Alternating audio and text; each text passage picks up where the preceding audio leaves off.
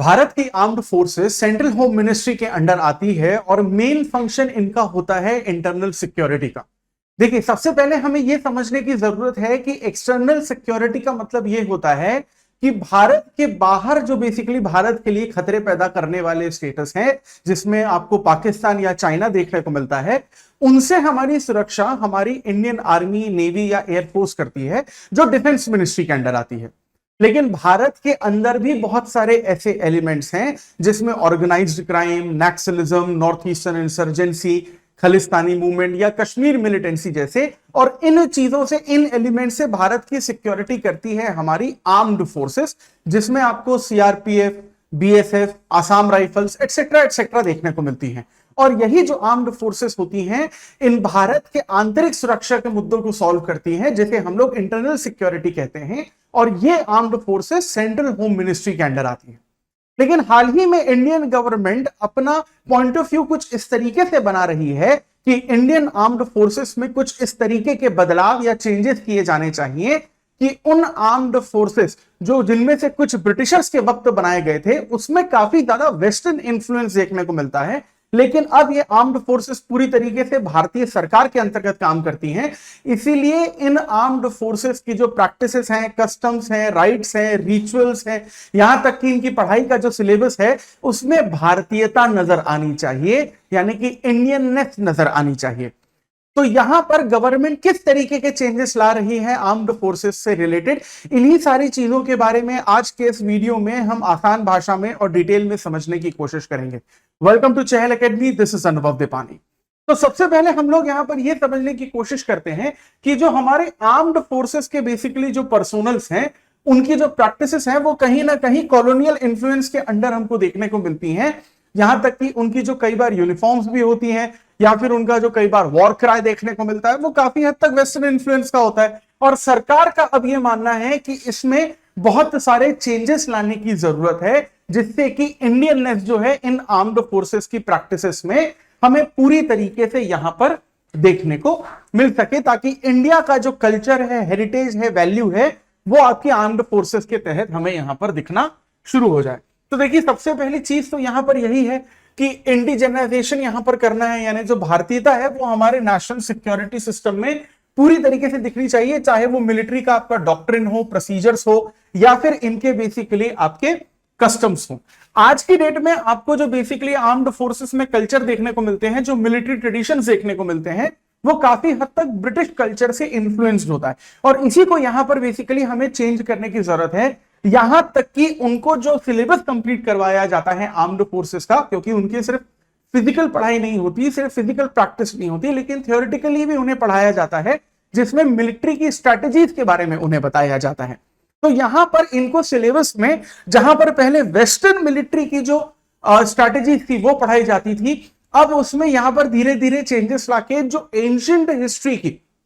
Strategy थी वहां से शुरू करवाया जाएगा इनका सिलेबस, जिसमें छत्रपति शिवाजी महाराज, महाराणा प्रताप, मौर्यन डायनेस्टी, इनकी जो स्ट्रैटेजीज हैं उनको ज्यादा से ज्यादा यहां पर शामिल किया जाएगा। और यह बताया जाएगा कि इंडिया के जो इंडिजीनियस आर्म्ड फोर्सेस थे, जो अलग अलग डायनेस्टी से कनेक्टेड या रिलेटेड थे, उनमें इंडियन कल्चर किस तरीके से था, यानी कि जो इंडियन कल्चर है वो सिर्फ इंडिया की रिलीजन की डाइवर्सिटी या फिर अलग अलग फेस्टिवल्स में ना देखने को मिलकर हमें आर्म्ड फोर्सेस में भी हमेशा से ही देखने को मिला था। और उसी चीज को हम लोग यहां पर री इंप्लीमेंट करने की कोशिश कर रहे हैं सरकार के द्वारा। तो यहां पर अब ये समझिए कि इन चेंजेस को बेसिकली किया क्यों जा रहा है, क्योंकि ये जो बेसिकली हमारी आर्म्ड फोर्सेस हैं, इनको एक पैन इंडिया कैरेक्टर देने की कोशिश की जा रही है। यहां तक कि जैसे कई बार हमें देखने को मिलता है कि जो स्कॉटिश मेड जो पाइप्स होते हैं, वो भी इंडियन आर्मी के यूनिफॉर्म में आपको देखने को मिलते हैं, तो उनको हटाया जाएगा। और जो बेसिकली इंडियन कल्चर से रिलेटेड जो ज्यादातर यूनिफॉर्म है, वो हमें यहां पर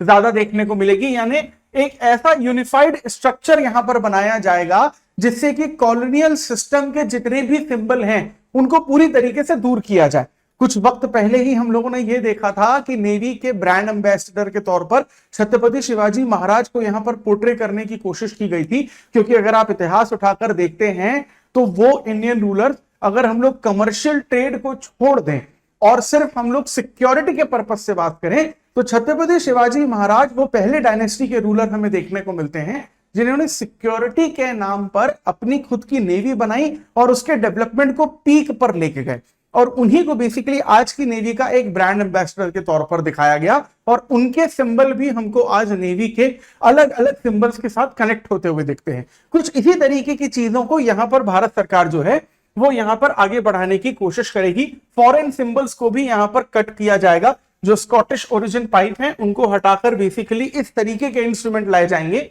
जो इंडियन कल्चर को ज्यादा बेहतर तरीके से यहां पर पोर्ट्रे करने की कोशिश करते हैं।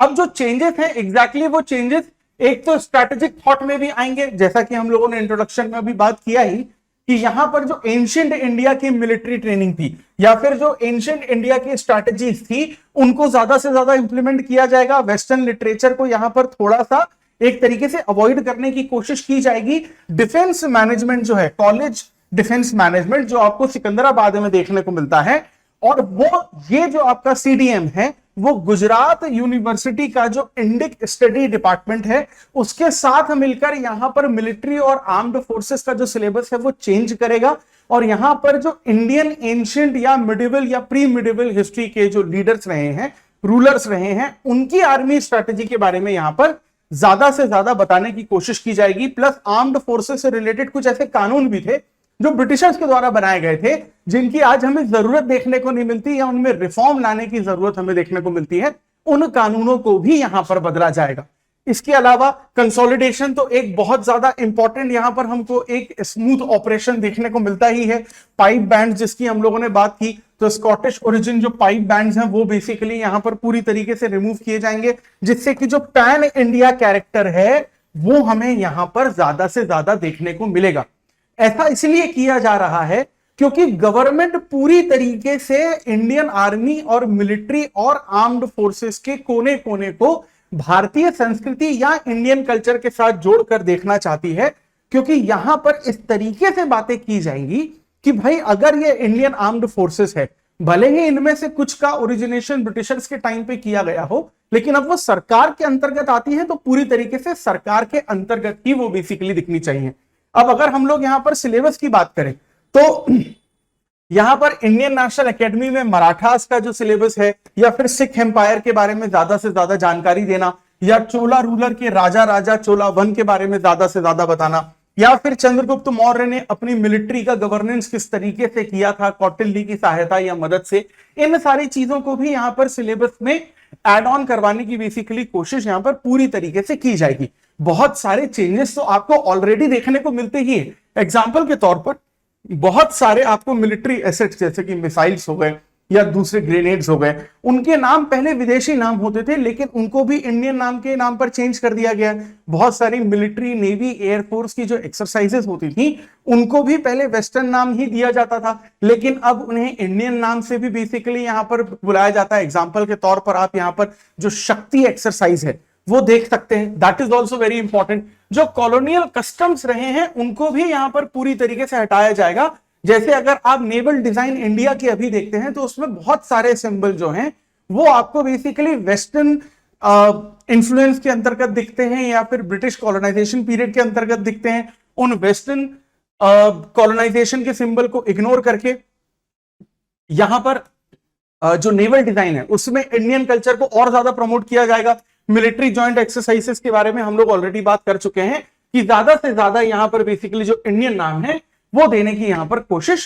की जा रही है। अब एग्जांपल के तौर पर आप ये देखिए कि एक आपने एक हाइम सुना होगा, अबाइड विथ मी। इसको बेसिकली 2022 में पूरी तरीके से यहां पर रिप्लेस कर दिया गया ए मेरे वतन के लोगों हाइम से, ताकि वो जो इंडियन कल्चर है वो ज्यादा से ज्यादा यहां पर देखने को मिल सके। अब नेवी, आर्मी और एयरफोर्स और आर्म्ड फोर्सेस के अपने रूल्स रेगुलेशन होते हैं, तो जो रूल्स रेगुलेशन उनके यूनिफॉर्म से रिलेटेड होते हैं वो भी काफी हद तक वेस्टर्न कंट्री से ही रिलेटेड होते हैं। लेकिन अब यहां पर एक नया नियम बनाया गया है कि जो इंडियन नेवी होती है जब वो मेस में जाएंगे खाना खाने के लिए, लंच या डिनर के लिए, तो ट्रेडिशनल जो कुर्ता पैजामा होता है उसमें वो वहां पर मेस में भी जा सकते हैं। ये एक बेसिकली बहुत बड़ा चेंज जो है हमको देखने को मिलता है। और इसी तरीके से अगर इस पूरे के पूरे न्यूज में अगर हम लोग इससे रिलेटेड एक करंट अफेयर का क्वेश्चन देखें यहां पर, जो मेंस प्रैक्टिस क्वेश्चन के लिए आपके लिए इंपॉर्टेंट है, उसमें आपसे यहां पर यह पूछा जा रहा है that discuss the changes that Indian armed forces are considering